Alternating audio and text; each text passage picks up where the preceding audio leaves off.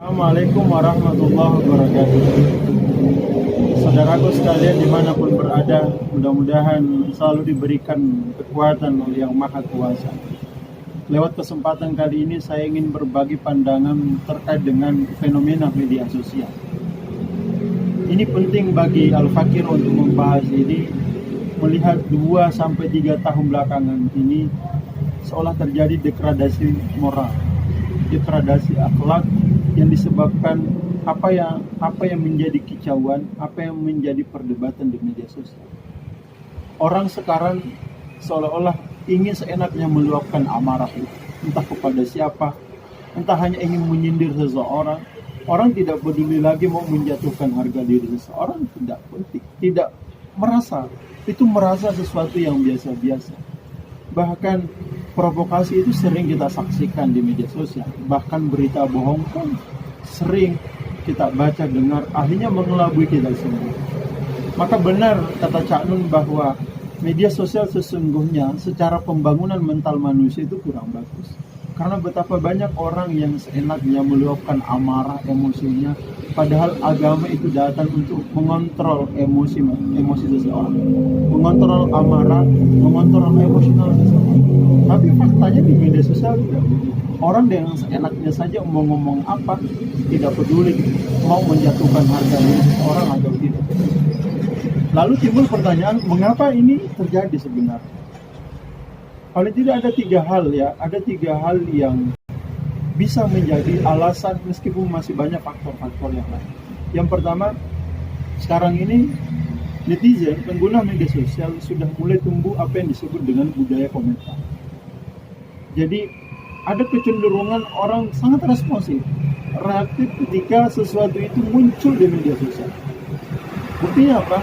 Lebih banyak mana orang yang membuat status, orang yang memberikan edukasi ketimbang orang yang berkomentar.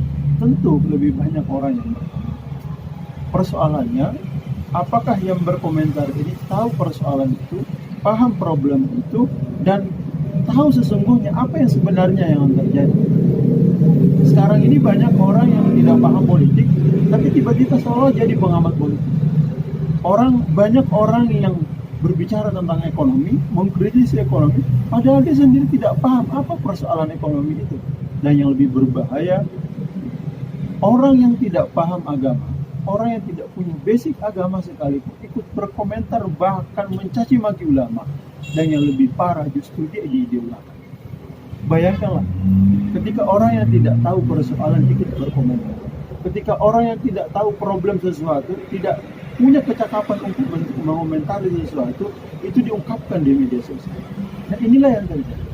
Jadi ketika misalkan dia mendukung kelompok A, kemudian kelompok B menjatuhkan kelompok A dengan reaktif ia mengomentari. Ini yang terjadi hari ini.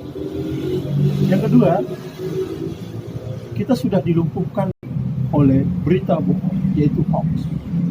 Bayangkan saja betapa cepatnya berkembang berita bohong dibanding berita faktual. Orang lebih mudah percaya berita bohong sendiri dibandingkan kebenaran. Yang lebih parah ini, berita bohong hoax ini tidak mengenal siapa korban. Ia bisa saja mengelabui seseorang, entah dia orang yang berpendidikan atau tidak. Jadi dia seolah-olah seperti hantu yang membayangi kita, membisikkan untuk percaya kepada sesuatu yang tidak benar. Bahkan yang benar sendiri kita dianggap salah. Suatu ketika saya tidak akan menyebutkan nama profesor. Dalam sebuah grup itu, di dalamnya penghuni grup itu adalah orang-orang berpendidikan, doktor, master, dan sebagainya.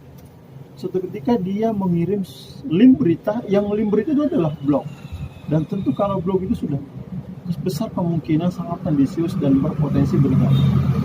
Dalam artikel itu menceritakan bahwa seorang ahli agama ingin menghapus mata pelajaran agama.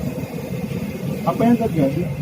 Padahal jauh-jauh sebelumnya berita itu sudah diklarifikasi oleh Menkominfo bahwa itu adalah berita bohong.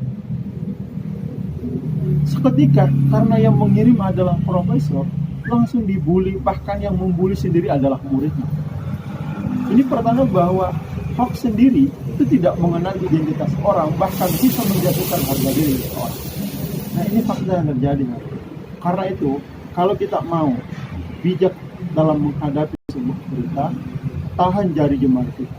Kalau kita pakai bahasa Gus Nadir, upayakan kita saring dulu, tabayun dulu menurut bahasa agama, lalu kita share ke orang.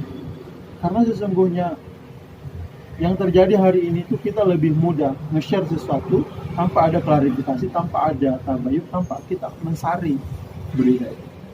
Dan ingatlah bahwa kalau kita ikut nge-share, mengirim berita kebohongan kepada orang lain, itu berarti menumbuhkan 1000 kebohongan baru. Karena apa? Karena di grup WA kita, di media sosial kita, banyak orang yang melihat, banyak orang yang membaca, yang belum tentu orang yang membaca itu tidak percaya. Kemungkinan besar dia akan percaya. Yang ketiga, kenapa kegaduhan itu sering terjadi? Karena ada kesan hari ini, ada tradisi yang muncul kebiasaan di masyarakat, yaitu belajar agama secara instan. Biasanya seperti ini adalah orang-orang yang tidak punya basic agama, tidak punya pengalaman agama yang bagus. Ketika berkembangnya media sosial, dia belajar di media sosial, dia belajar pada YouTube dan tidak belajar secara langsung.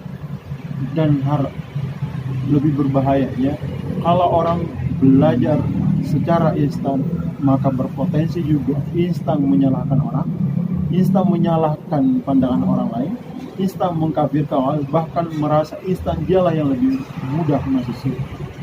Karena yang dia baca, yang dia dengar dari itu, dia tidak menyadari bahwa banyak pandangan, banyak perbedaan dalam manusia. Saya kira 3 hal ini yang perlu kita waspadai bersama. Jangan membiasakan budaya komentar. Tuhan menciptakan 2 telinga kita, 2 mata kita, agar kita 2 kali melihat, 2 kali mendengar, baru 1 kali berbicara. Upayakan berita itu disaring dulu sebelum kita share. Yang ketiga, mari kita bijak belajar. Jangan hanya belajar pada satu kelompok tertentu lalu menyerang, menyalahkan kelompok yang lain. Terima kasih. Assalamualaikum warahmatullahi wabarakatuh.